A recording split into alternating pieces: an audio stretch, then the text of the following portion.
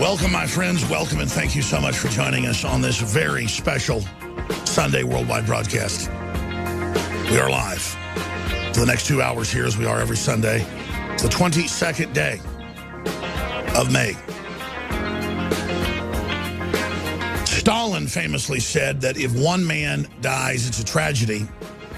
If 10,000 die, it's a statistic.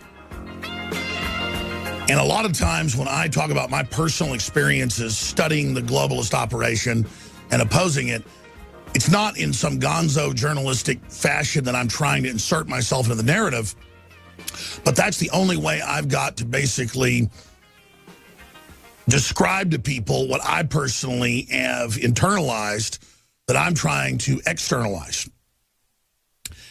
And when I personally am just at home with my family or exercising or reading a book or driving in my car, I'm a very zen person. My thoughts are completely clear, they're ordered, they're super complex. And then I get here and try to look at hundreds of news articles and dozens of video clips, and it just really sometimes, I think, sidetracks me. But I don't know how to deal with that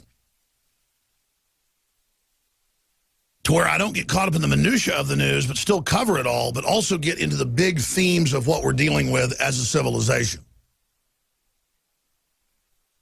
But today, we're going to cover a lot of breaking news, obviously, and we have Joel Skousen joining us in the second hour. But I really want today to talk about the nature of the New World Order, the nature of humanity, from my perspective, and the fact that they're not invincible and that evil always thinks that it can't be stopped until humanity understands that we don't have any choice but to resist it.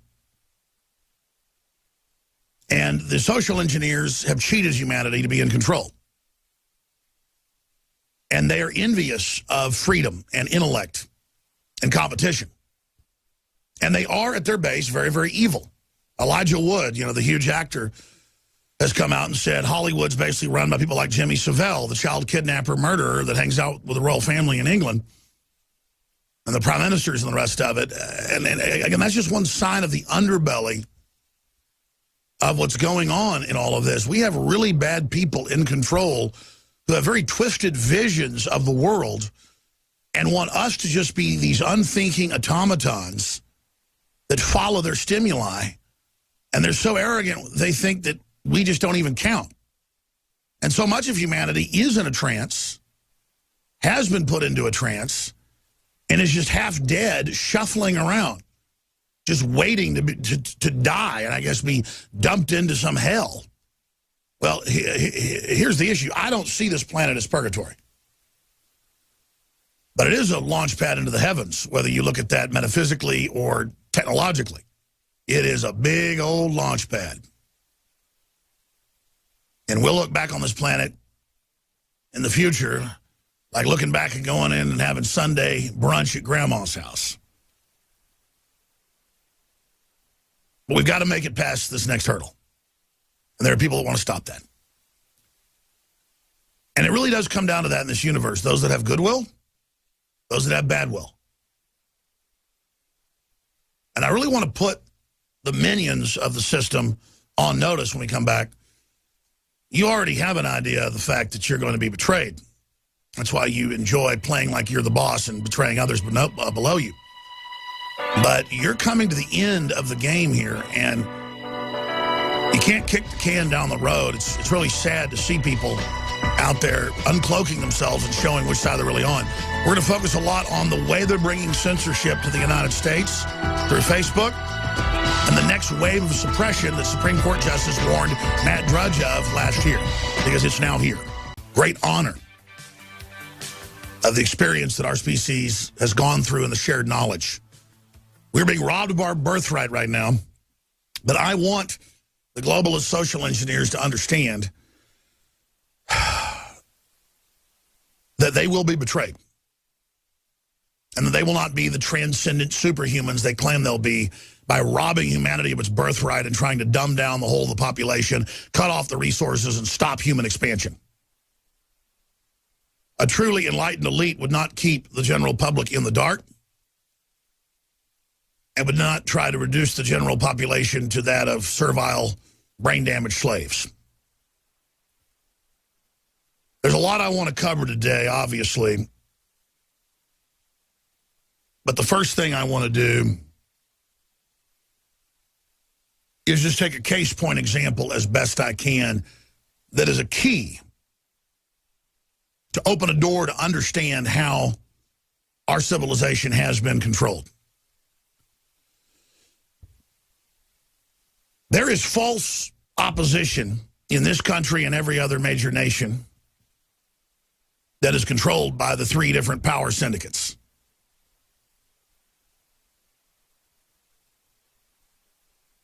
And what happens immediately when opposition rises to this larger global plan, power brokers from the Chinese complex, the Russian complex, or the Anglo-American complex that is the dominant complex. It's got about 80% of the power right now. It's about to take out the others because it's the most ruthless and fourth dimensional in warfare. They go and they basically intimidate, they buy off, they infiltrate, they scare, they death threat people until they join them. But in many cases, they take social climbers who they know can be puppets, marionettes, and they put them forward to lead the opposition so the opposition can be hamstrung and defeated. I want to be clear. When I criticize Glenn Beck here on air, it is not because he's a popular talk show host who has made hundreds of millions of dollars. It's not because of his success. I criticize him because he obviously knows the truth of what's going on and has covered a lot of issues and done some good, but that only to have control of the opposition to betray it at critical junctures. And Glenn Beck at some point may have been a good person. I can't judge him, only God can do that. But he is a perfect case point example of what we don't want to be. And folks asked me a few weeks ago, Drudge linked to it, a bunch of newspapers linked to it. It got millions and millions of views. Just a clip from the show where I talked about Glenn Beck being the modern Benedict Arnold for what he was doing with Ted Cruz and saying folks are going to hell if you don't, vote for Ted Cruz. I said, a lot of the things that need to be said there, but people ask why I actually started crying. And not sobbing on air, I uncontrollably had tears running down my face. Because when you see a Judas Iscariot tarot card, an archetype, when you actually see Judas Iscariot in the modern world, a true Benedict Arnold, and just the spirit of deception and true manifest evil, it's very painful.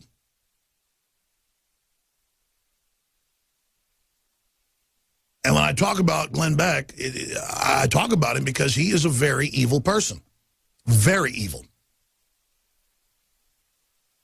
And now you see him destroying himself, his so-called empire collapsing, as he grasps a hold of the power structure and says, oh, I've got the person from American Idol coming to work for me and the guy that did Oreo cookies, and just burrowing himself deeper and then going to this Zuckerberg meeting.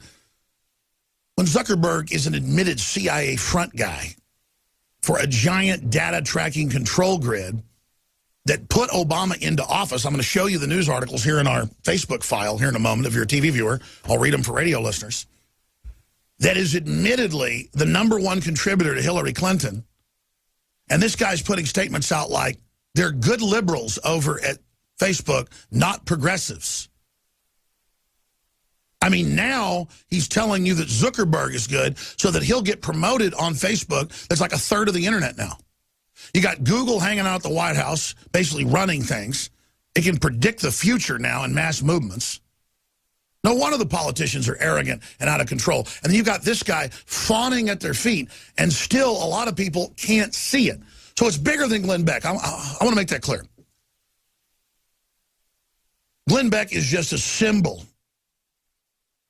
of deception. Because it's one thing if you're a Rachel Maddow, or it's one thing if you're a Hillary Clinton, working for the globalist, openly selling evil, breaking up the family, destroying our sovereignty, coming after our right to self-defense, attacking manhood, trying to sexualize children, all the wicked things they do to create a bunch of zombies, a bunch of slaves.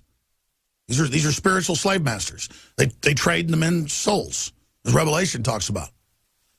But to see someone go into that position, be made the, quote, leader of the liberty movement by the media, and then to watch them creep around and betray everybody at every chance, and to see the wolf-like stalking, I mean, it's just flagrant, naked Judas Iscariot. And then I knew when he was going to meet Zuckerberg a week ago, I said, watch. He's going to come out and say there's no censorship. There are a lot of right-wing groups that need to be controlled. They're wonderful people over at Facebook. And sure enough, that's what he did. You know, first Tucker Carlson was in the meeting, and he came out and said, you know, Glenn Beck was groveling, wanted to be a manservant of Zuckerberg, totally just auditioning and groveling. Others refused to go that were asked to go because obviously it's just to be a prop. But see, Beck can't even see that. And so like a rat leaving a sinking ship, he's scurrying into the arms of Zuckerberg, who just is the very vision of a vampire. We can put a photo of him up. I mean, not just the giant canine teeth, the psycho eyes. All you can look at him and see an evil that may rival Beck's. Look at Hillary. These are monsters. Zuckerberg that calls his users dumb effers. Zuckerberg that meets with the communist Chinese and helps them censor, and they help him censor, and is meeting with the White House, and now rolling out the idea with the media going, it's okay for them to censor. It's their platform. Good, censor people. And their own employees come out and say, no, we censor election information, veterans information, anything.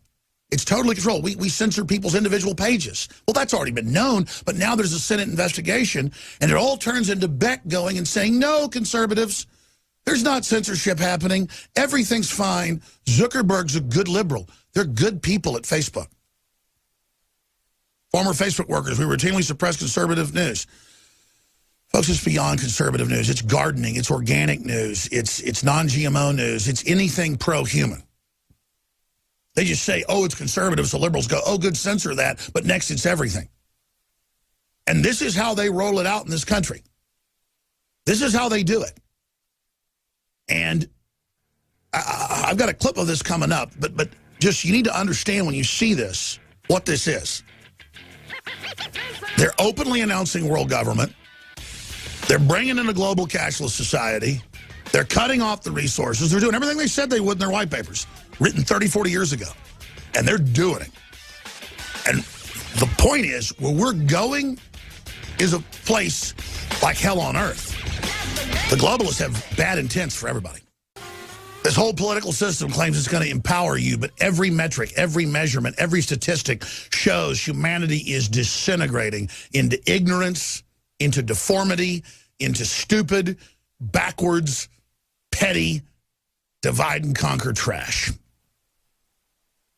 All right. There is a lot of news I'm going to get to. Joel Skousen, who's a great sage when it comes to geopolitics and what's happening, will be joining us in the second hour.